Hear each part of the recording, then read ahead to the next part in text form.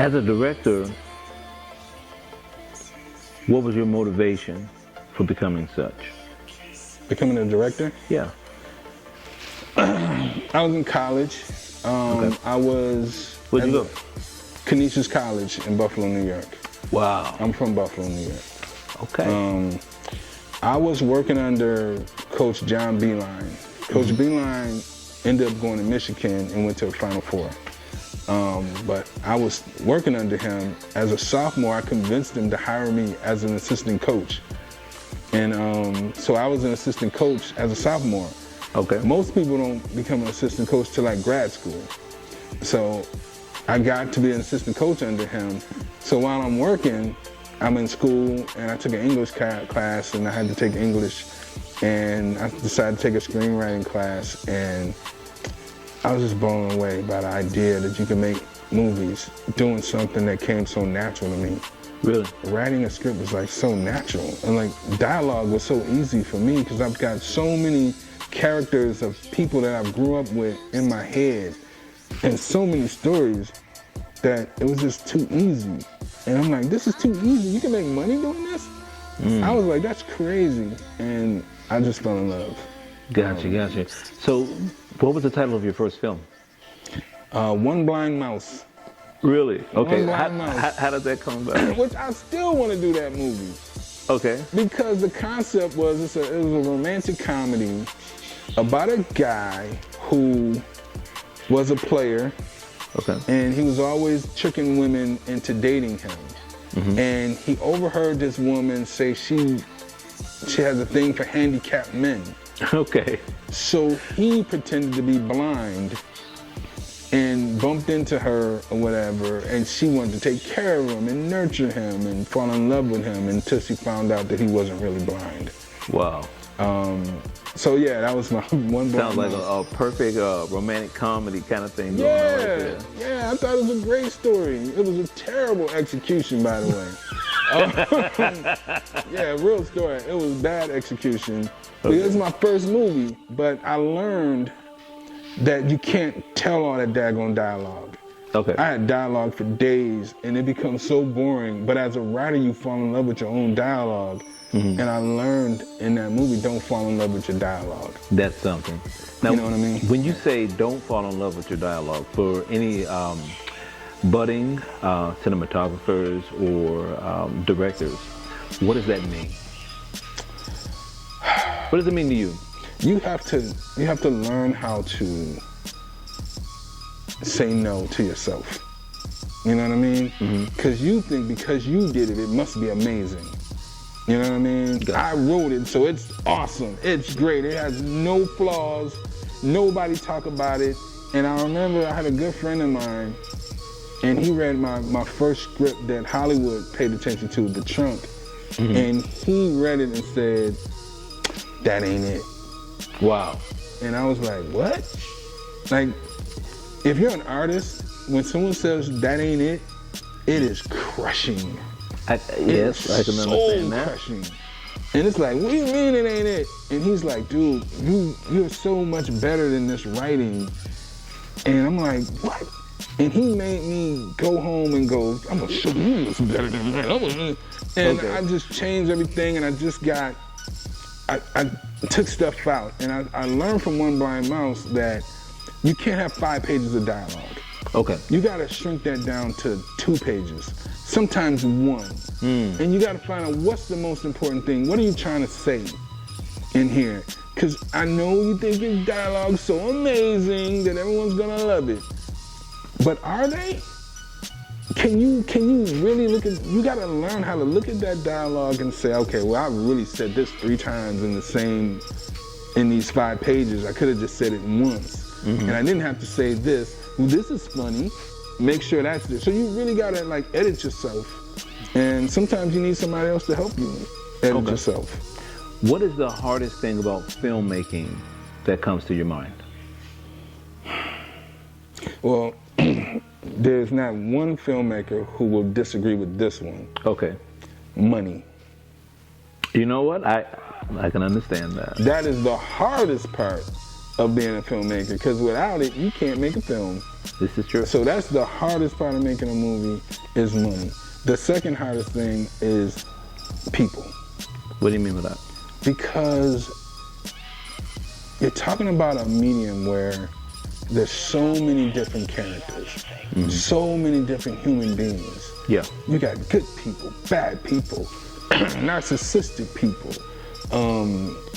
people who idealize the whole thing and people who don't have a work ethic, some people who don't have ethics. True. You have to deal with all of them. Gotcha. Every last one of them, because they all matter. You know what I mean? I told a really good friend of mine that I don't care about what's going on with somebody's life. I don't. I care that you came to this table ready to rock. That's what's up. You know what I mean? Yes, sir. I care that this particular character, you're murdering. I don't care if whatever you do after you leave me, that's on you. I am not your camp counselor. And a lot of people, they come to me thinking I'm somebody, a marriage counselor or a camp counselor or something like, no, I'm not. I'm a director. I'm here to direct you. And then you go home. Right. You know what I mean? And I've dealt with so many people. And sometimes it is enough to make you want to punch somebody in the jaw. I'm not lying to you. Okay. As a matter of fact, there's a couple people. And this is the toughest thing about a movie is, and a lot of filmmakers can understand this, a lot of producers can understand this, and this is why I said people are difficult. Do you know in this medium, you get to say everything you can about me, but I can't say nothing about you? I can't say nothing because I look bad. Right. And what do they say? Don't argue with fools because people from a distance can't tell who's who. You get to say he ain't this and he ain't that and blah, blah, blah, blah, and he owe me this and he didn't do this and blah, blah, blah. You get to say whatever you want. It could be all lies and I can't say nothing. Wow. I gotta eat that. Yeah. Because I have a bigger purpose and a bigger goal, and arguing with a fool is not one of them. So you really have to say, look, this person's in their feelings. I get it. You know what I mean? I get it. As long as they don't cross a line, I can eat that. You know what I mean? But there are people who really have crossed the line with me. And one of these days, I'm gonna air these people out. No way. I'm gonna tell you. I had a Karen call me on the phone and decided she was gonna tell me how to run my business. I've seen that before. I'm listening to her, and she's lucky I don't want to say her name, but she knows who she is, and she's respected around Houston. But I lost complete respect for her because as a filmmaker, you should know better. You should know better. It is so many intricacies when you're making a film. Right. You know what I mean? Everybody wants to get paid. I get it. But we are an active company who produce movies for Maverick Entertainment, who we love our relationship with Maverick. But this is how it works. You get a budget and you get some of it. You don't get all of it. You get some of it up front. And then you get the rest on the end. So you got enough to make the movie, and then you gotta pay people a salary. And you can't pay them until a movie is handed in. Now, as a company, sometimes you make mistakes. Just like the people who work for me make mistakes. Gotcha. So when you make a mistake with me, I don't go crazy and flipping out and go to social media and stuff like that. When you have mistakes in my film, I don't go to everybody start talking about what you didn't do right and what you didn't do this, that, and the third. Sometimes it is a mistake as a company. It happens. There's not a producer worth their salt who will tell you something different. We make mistakes. You know what I mean? Gotcha. And sometimes you might say, okay, in a contract, you might say, I'll get your money 30 to 45 days. But what if the movie ain't right? If the movie ain't right, what you gonna do? Hand it in anyway so people can get their money? It just don't work like that. Okay. You know what I mean? So you can be angry that you didn't get paid yet. You know, I had Nickelodeon owe me money for 60 days. Nickelodeon. I did sound for them on the All-Star game or whatever. Okay. And you know, just hustling, trying to get some money or whatever. And man, I needed that money. Man, I was calling Nickelodeon and hey, I ain't get paid. I thought I was gonna get paid faster because it's Nickelodeon. Right. It don't work like that.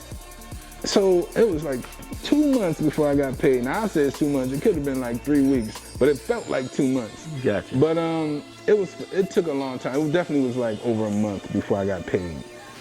And I learned that that's just how it is. You know, I work with a real respectable filmmaker who I really appreciate. I would say his name, but I don't want people to think of what I'm about to say. But he took a year and a half. What is it? Let's see. I was supposed to get paid in October. I didn't get paid till April the next year. Okay.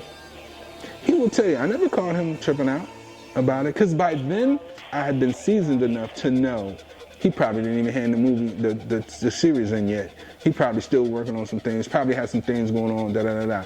So as a person who was hired by him, I wrote on the series. As a person who was hired, I get it. You know what I'm saying? I get it now because I'm a filmmaker, so I understand this side. I just go do me, and when you pay me, and he called me, say, yo man, this is what's going on. I said, dude, I ain't even tripping, just let me know when the time comes.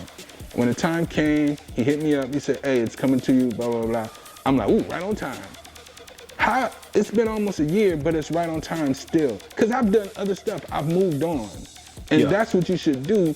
Don't try to base this as in, I gotta get paid today, because it might not happen. It has nothing to do with anybody trying to do something against you. It's just the nature of the business, and any filmmaker should know that. And so to call and try to check somebody because they were late paying someone is ridiculous.